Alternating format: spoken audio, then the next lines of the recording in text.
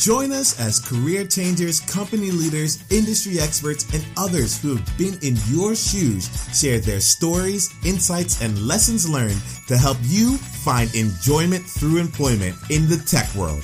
I'm Nemo Ashong, and this is the Empjoyment Podcast.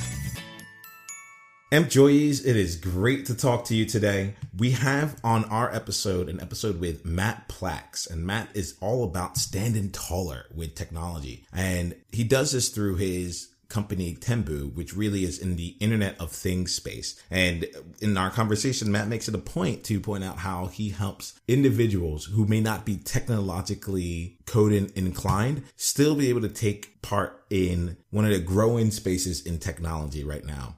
Matt also makes it a point to talk about the importance of purpose and purpose in what you're doing and being able to create that purpose and taking it on upon yourself. And employees, I think as you go on and you're listening to this episode, think about this in terms of your employment. We talk about getting into jobs in tech. We talk about getting into roles in tech, but quite frankly, these are an opportunity for us to be able to fully explore ourselves and the impact that we can make in the world.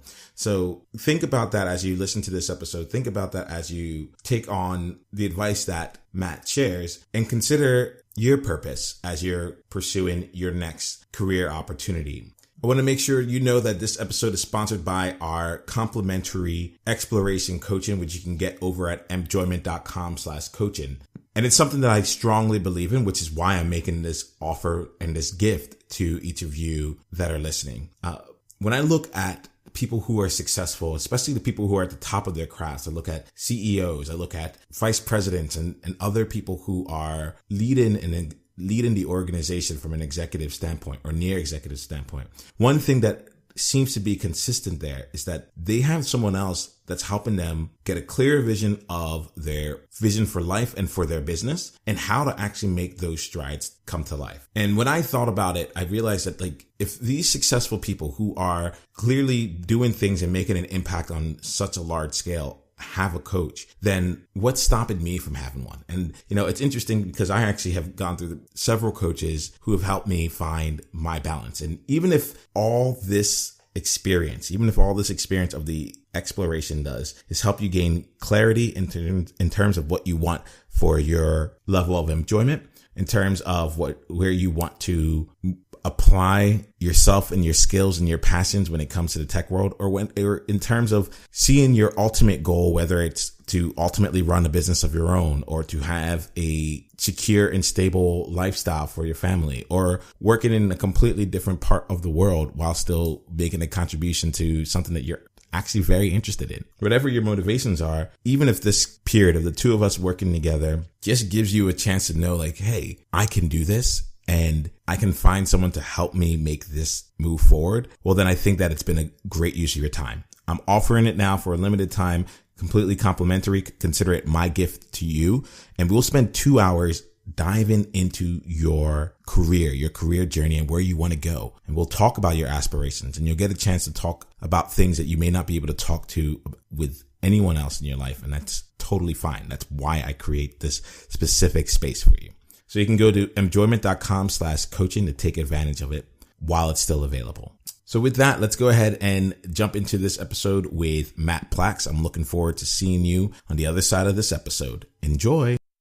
Hello, and welcome to the Empjoyment Podcast, where we're focused on helping people just like you find enjoyment through employment. Today, we have the pleasure of being joined by Matt Plaks. Matt, would you like to say hello to employees out there?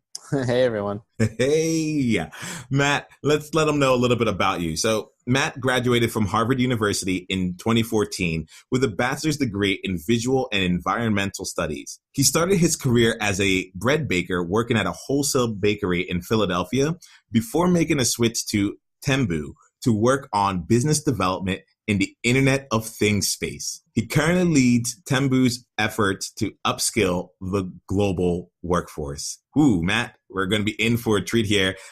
We'd love to get to know you personally, though, on top of this professional pedigree. So would you mind letting us know a little bit about your life, love, work, and passion? Yeah, absolutely. So my degree in school had a long, complicated name, but I essentially studied art. And that's a huge passion of mine. Anything involving creativity, the task of making something, whether that's a piece of art or maybe just, dinner. I'm into equitable food systems. I'm into helping people stand taller in any way that I can. And otherwise, just kind of exploring, wandering, and seeing the world. Oh, that's really great there. Thank you for breaking that down for us here. And I'm really excited to explore a lot of these various passions of yours through what you do here. So before we get started into all of that, though, I'd love to get some kind of like a frame of reference as to how you see the world. So, and I like to do this through like a success quote or success mantra. Would you mind sharing with us a quote or mantra that you use to, shape your daily life? Yeah. I suppose it's simple, ever forward. I kind of use that to reassure myself that no matter which direction I'm heading in, I don't need to know that it's leading in a particular way, because so long as you keep moving forward, things kind of work out. And yeah, that's kind of how I drive my life. Oh, I like this here. Can you give us an example of a time where you put ever forward into action for you? Sure. So I took a year off of school, which is pretty unusual. I think most of my peers didn't really do that. And I did that right after my third year of college, right before my last one. It was the type of thing where, most of my peers were going to be going in for that last year and then entering the workforce and doing whatever they're doing. But I decided to kind of put things on hold to take care of some things that I needed to take care of. And while that was a little bit scary, it all worked out. Because I had that positive attitude of, this is just something that I'm doing right now. And if it doesn't match up with where I think I should be, and that's okay. Because so long as you move forward, you'll eventually get back on the path that you're supposed to be on. I love that, Matt. And I appreciate you just starting us off on that path there. I'm going to, if you don't mind, just adopt that mantra myself for the rest of this interview and just go ever forward with it. Like, we'll just see where the conversation goes, and wherever it is, we'll just keep moving forward. So yeah, looking forward to it. All right. So why don't we talk a little bit just to get an idea as to like what you actually do and kind of start from that perspective so that we can help employees get a framework as to the work that you do on a daily basis. So would you mind just letting us know about your job and what a day might look like to you? Absolutely.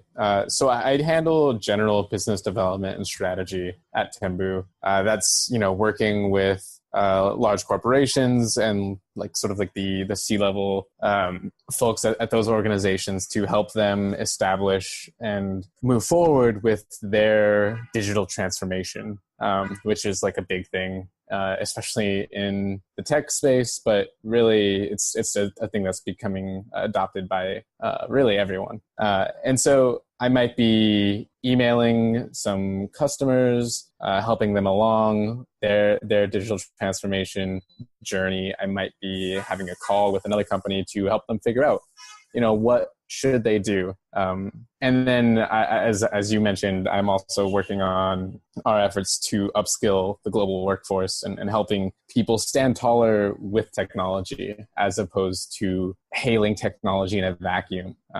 We're in the Internet of Things space, which is largely tied to a lot of the narrative around automation, machine learning, AI, and a lot of what I do on the day-to-day is helping people realize that narrative doesn't have to be all doom and gloom. It doesn't have to be scary. And in fact, that technology, if handled appropriately and responsibly by both corporations and companies like us, that you can actually stand taller with it, as opposed to technology stealing your job or whatever that the narrative might be dishing out that morning. Well, there's a lot of really important stuff in here. I think that last point there, I would love to just kind of explore a little bit in terms of like the technology stealing your job perspective, because I feel that one of the reasons I wanted to start Enjoyment was just to help people know that there are options out there no matter where you are, and that one of the great things about change is that it provides new opportunities. So it was really important for me for people to have awareness about those opportunities so that we can approach it from an abundance mentality and be able to step into some of the great things that technology or the industry and the way things are moving, what it opens up for us. So I'll just be kind of curious from you, Matt, and this might be you on your own personal philosophy versus your organization. I don't want you to have to speak too much on behalf of them, but be kind of curious from your standpoint on how you approach it, how you think about technology and balancing that with jobs and not being afraid of technology taking jobs. Yeah, so there's this crazy quote from the 50s or 60s that is no different than any of the headlines or quotes that you're hearing today, and it's it says something along the lines of the economy is changing and there are less and less unskilled jobs or jobs for middle skills because of the changes in automation and machinery and stuff like that. And that was in the 60s, before the internet, before the Internet of Things, before artificial intelligence, before any of that. And the fact that we're still singing that same song saddens me a little bit. And what I think needs to happen, or how I think about things, is if companies like Tembu, technology companies in particular, if they own up to their responsibility to not simply put a technological solution out there, but instead approach it from a human-centric outlook. If you can have a technology and enable people to stand taller with that technology, that's so much better and so much more responsible too, than simply shoving that solution down the throats of business or the world, really. So that's kind of one way that I approach that.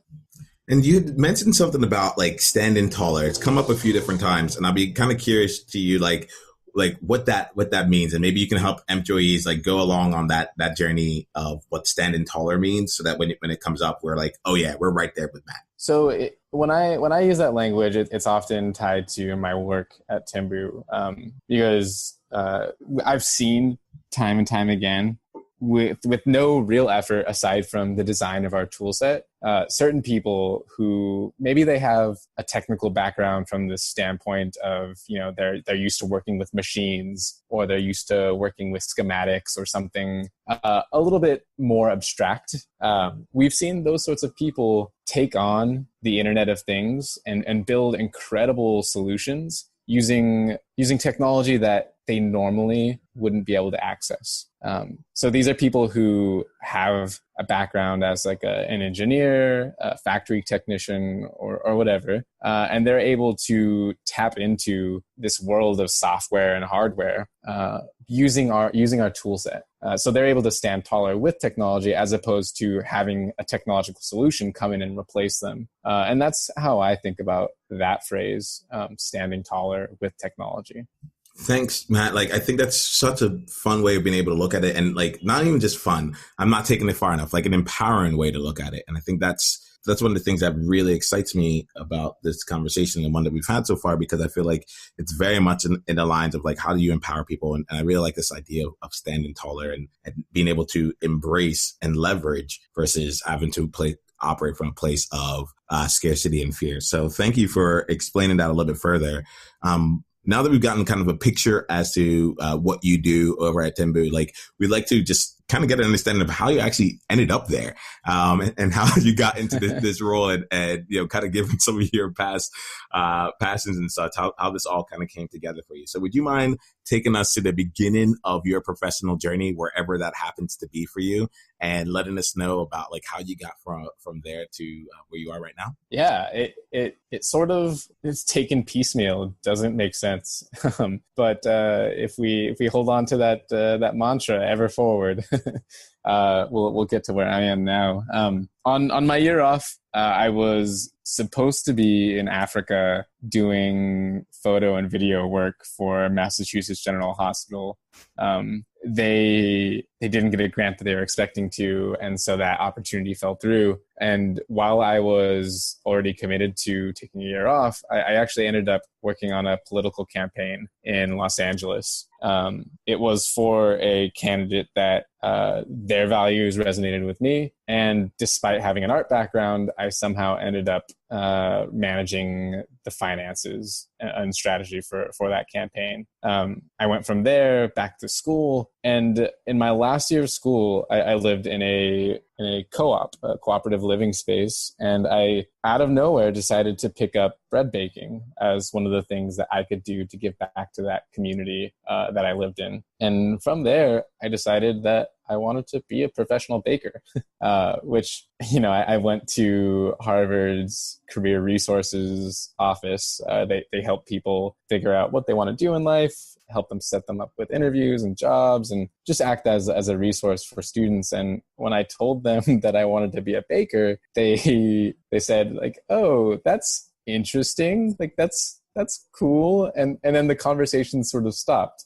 It wasn't a traditional, I guess, path for someone coming from Harvard. And then I ended up falling into this amazing job where I was the second employee at this commercial bread bakery. And for about 2.5 years, I, alongside the founder, built this business. It was a wholesale bread bakery, which doesn't have a lot of the glitz and glam of your traditional bakery where you wake up super early and then you have fresh bread in the morning and you're dealing with customers. We were simply cranking out bread like day and night.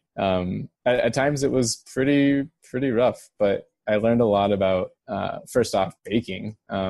I can now bake you a pretty mean loaf of bread. But by virtue of having to be the second employee at that bakery, I learned a lot about business. I learned a lot about how to build a community and culture that I wanted to be a part of, and that could foster, that could create not only great bread for the city of Philadelphia, but could create a space that people wanted to be a part of. And so I learned a lot about the business side of things. I learned a lot about, goodness, everything.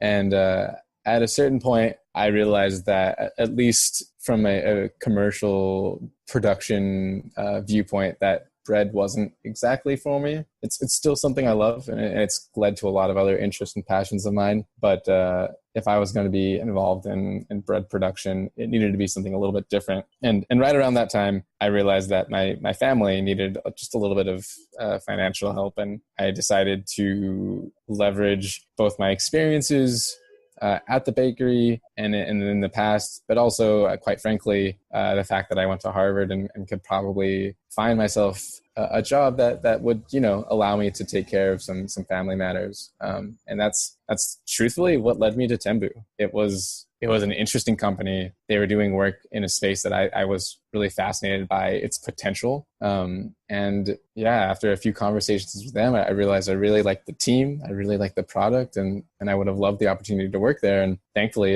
it just happened to line up like that. Well, that's awesome. And I really do want to take you up on that offer for bread sometime around. So if you still have the passion one day when I'm around and you want to whip something up, I would be more than happy to partake in that. But I think it's really great here, just kind of seeing how this ever forward aspect really comes to life for you, especially when you're reaching different places. And I could see, like, I'm picturing myself in my career services office when I told people I wanted to be an actuary, and I remembered the response I got was a 1-pager. It was a pink 1-pager. Well, actually, it was both sides of it done. But it was like, here goes what an actuary is. Go. And I felt at that point, I was like, man, there's not that much information on this here. I guess I have to go figure it out. I compare that to saying, going in and saying, hey, I want to, become a bread baker. And I'm not sure if they would have anything to really go out and pull on. So I think it really speaks a lot to who you are and your journey and how you make things come to life, just to navigate that on your own. Yeah, you really have to just make it happen. Yeah, but I feel like that's where ever forward, like, just kind of just continues to play in the mind. So can I ask you, from this experience here, as you're looking back over your journey, like what was like one thing that you would say kind of like summarizes this experience for you that employees might be able to walk away with? I would say you have to make your experience. The experience doesn't give you anything unless you decide it. You decide you want that to happen. it has to be driven from within. Oh, that's really cool. So how did how me see where you ended up making your experience versus the experience and kind of happening to you along this way. So maybe you can just pinpoint one particular place where you're like, all right, at this time I'm making this experience, I'm making this happen, so we can get that we can be there with you and understand that. Yeah. So I think talking kind of a little bit about my current role would work really nicely here. I was brought on to the product outreach team at Tembu, and I was doing a lot of customer interaction, kind of account management stuff. And while it was interesting to hear what the people were using our platform to build and accomplish, it was a little bit unfulfilling. Or rather, it didn't provide me with enough. And so about 6 months in, we were brainstorming and trying to figure out new or different ways and strategies to take. And I decided to put forward this idea of workforce development or upskilling, similar to how, in the days of old, the guilds might have provided opportunities for their members to learn new skills and to, enrich themselves professionally. And that was based off of some of the things I had seen people accomplish, the fact that I had no software development background and I was able to build some things with Tembu. And so I took a job that was, great and interesting, but maybe a little bit unfulfilling, or rather I was slightly unfulfilled by it.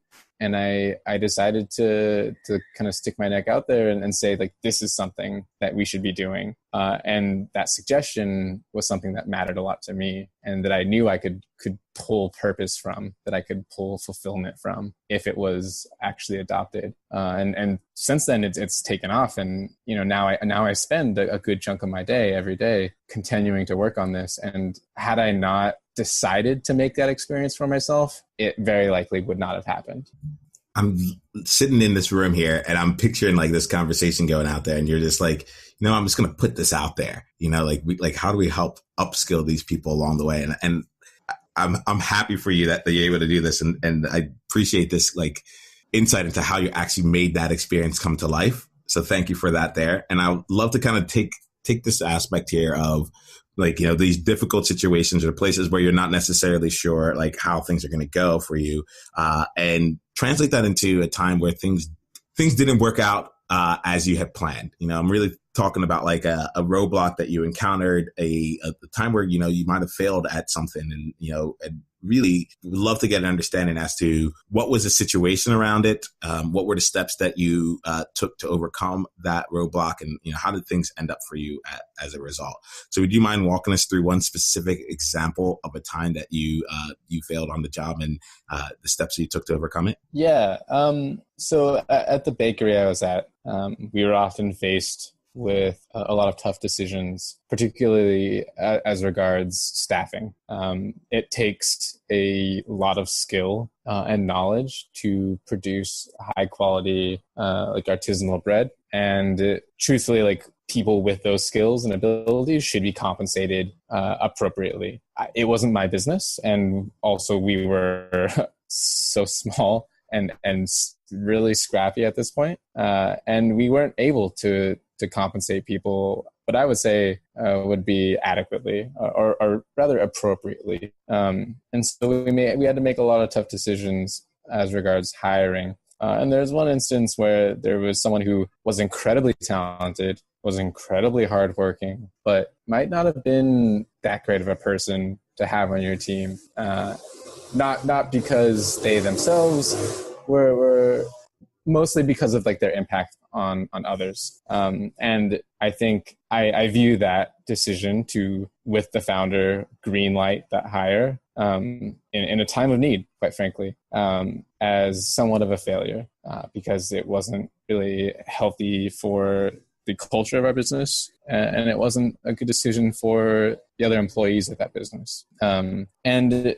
that was something that it's tough to say that I overcame that because I had to live with that in a sense. But I did my best to go out of my way to take the steps necessary to make sure that that risk, I guess, was managed, that risk was acknowledged, and that I made it known that I was that my door was always open for any other employees that might need to speak with me about that.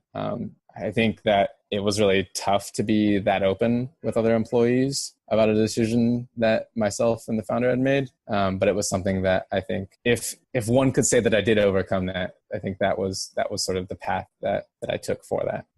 So Matt, that's really interesting there. And thank you for sharing that experience. I'm thinking here around this decision. I guess one of the questions that's coming to mind now is all right, if you can go to, I guess, what would be one thing that you've learned through this experience, and what might you do differently the next time that you're in a situation similar to this? I think that decision that I made was a little bit selfish, because I knew that with that talented person on our team, that I wouldn't have to work as many grueling hours as I was, that I might be able to have a life outside of the bakery, quite frankly. And I think that in that moment, I made a decision for myself, but I was in a position where I was leading others.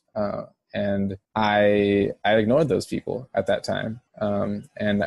What I've learned is that at no point should you ignore the needs of others. And if you are at that point where you need to do a little bit of self-care and you need to look after yourself, you should at least do what you can to take yourself out of that decision-making position. Because if you're at that point where you need to regroup and take care of yourself, you need to abdicate those other responsibilities just for the sake of others. I'm not sure if that really makes sense, but you always got to look out for your team. And if you're leading a team, you can't be making decisions without them in mind. I think that's such an important place to be there. And what was also coming to my mind, so employees out there, a lot of them are career changers that are looking to get into the tech world for the first time. It's interesting to kind of hear kind of your point of view from just as a person who's making a hiring decision, actually what's important to you, and actually how, when you focus on the skill set, and when you focus on this person's going to alleviate an immediate problem, it almost feels like now you had a brand new set of problems that came up by having to make your door open, having to work through this particular personality that was highly skilled, but wasn't a great, contributor on a team perspective. Let me make sure I'm not putting things in your mouth. Am I getting this? Yeah, no, that's pretty spot on. Yeah. And it's, I for any employees out there that are looking to make a move, I think he mentioned this word risk out there. And I think the thing that really got me was, a lot of times we'll think about risk in terms of what if I don't have the skill set to do it? It's a risky hire because I haven't done this before. I don't have the experience there. And it's been a really interesting illustration of how that risk can work out on the other side, where you can have all the skills in the world, but if you feel like that is all that is necessary let's put it this way, all the technical skills that are in the world, and if you feel that's all that's necessary for you to be a successful contributor to the team, Matt, your story to me just makes me feel like that is not enough. And quite frankly, it's not valued as much as being able to help the entire team be successful. Yeah, I mean, it's really tough. I think if I could go back to that decision, and if I was presented with that candidate that we previously talked about, and another one that was much more of a better culture fit and showed potential, looking back, everything's 2020. But I would have much rather gone with the person who showed potential and was a little bit better of a fit than that highly skilled person. Got you on that. So let's go here, and because I want to continue thinking ever forward, right? So let's go here. We're going to stay a little bit in the past, but I'd love to just stay with, look at something that's a joyful moment in your experience here, and something that brought you tremendous joy. In fact, the way I like to look at it is a memory that you had that you would never want to forget. So would you mind taking us to your proudest moment, or this joyful moment in your career, and let us know the steps that made it so wonderful for you? My proudest moment.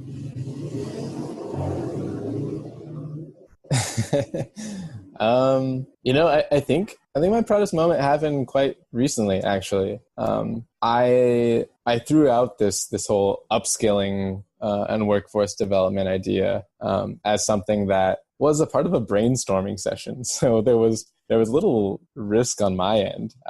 Everyone was throwing out all sorts of ideas, so it didn't hurt if I threw out one that I liked.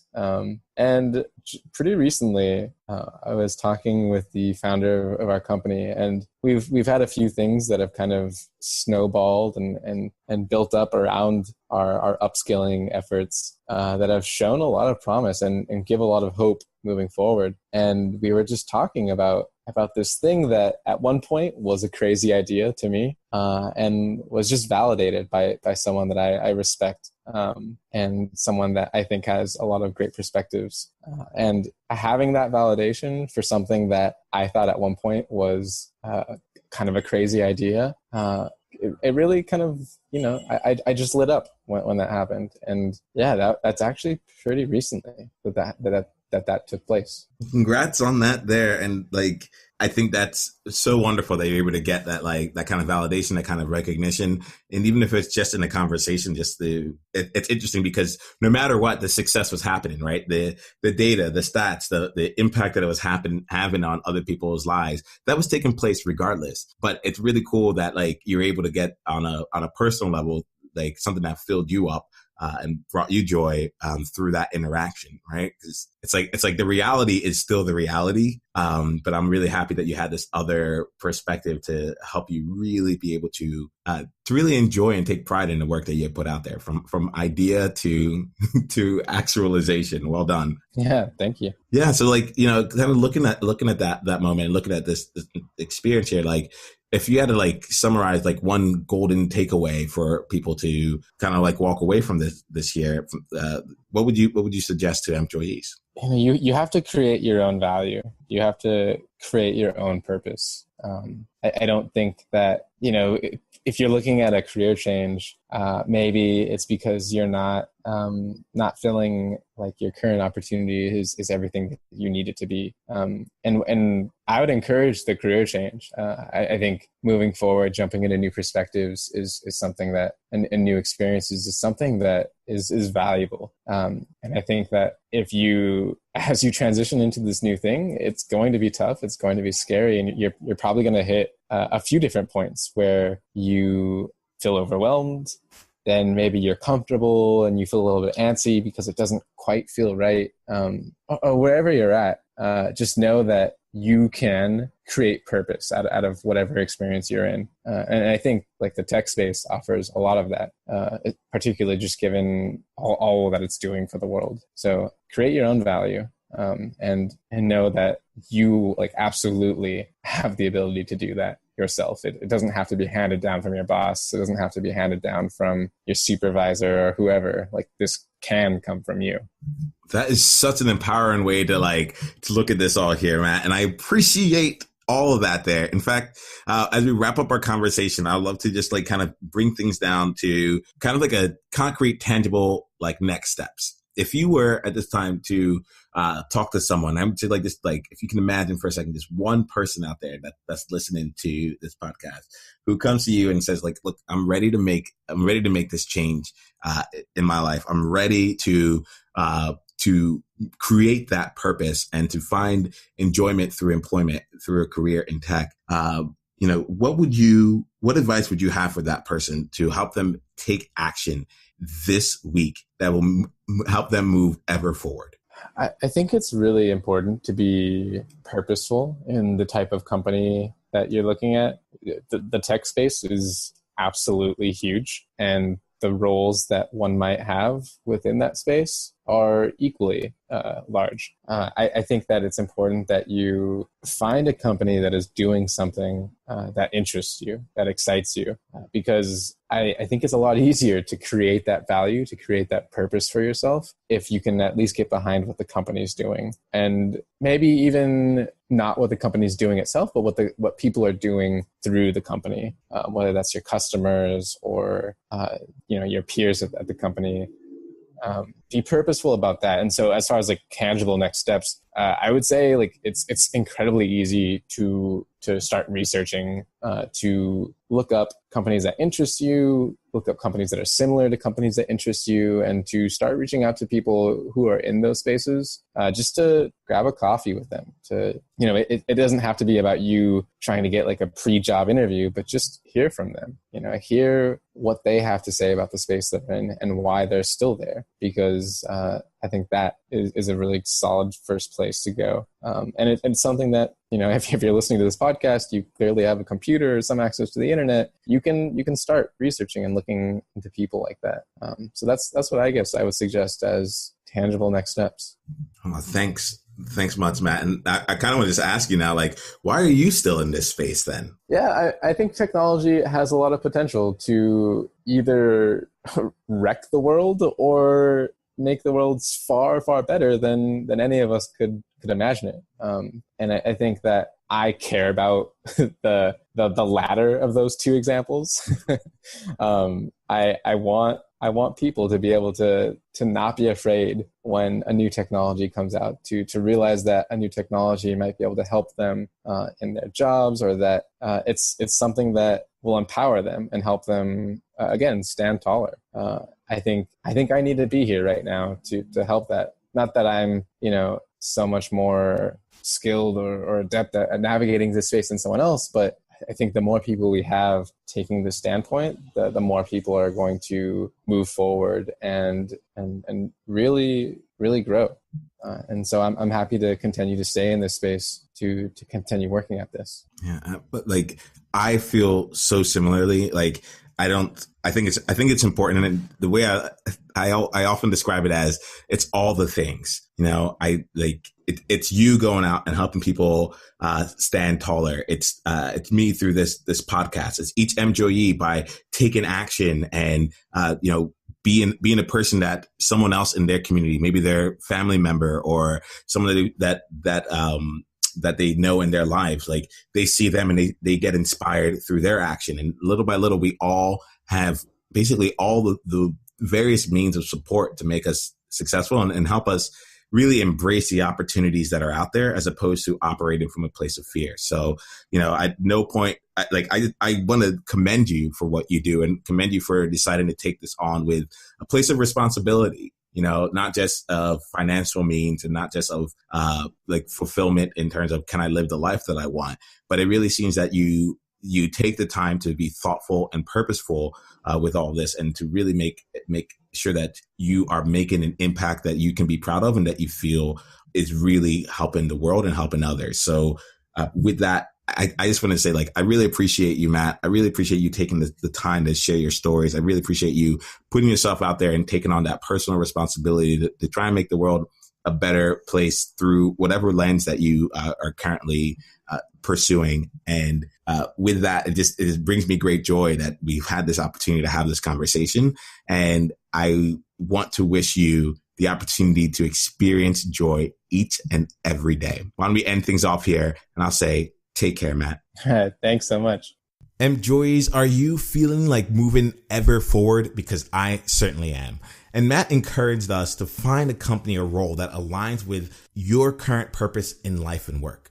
And I think that, like, in order to do this, just to be frank, I asked the question, life, love, work, passion of each of our guests. And I started this question started out as just something I did at a party once, because quite frankly, I was tired of having just the same conversations with people that weren't really giving me any more insight into how life actually was for them. So I asked them life, love, work, and passion. And typically they can answer the first three, but when it came to passion, they just didn't have any response for it. And I think that part of the journey to experience enjoyment is to understand your passion. And your passion might be, in this case, your purpose. What is it that is driving you? Because there are a lot of ways you can make money. There's a lot of ways that you can be employed. There's a lot of ways that you can provide for your family, but we're not talking about all those ways. We're talking about enjoyment. We're talking about the goal of making an actual impact. Because quite frankly, if you're listening to this podcast, I know that you're capable of making the impact that you want to make.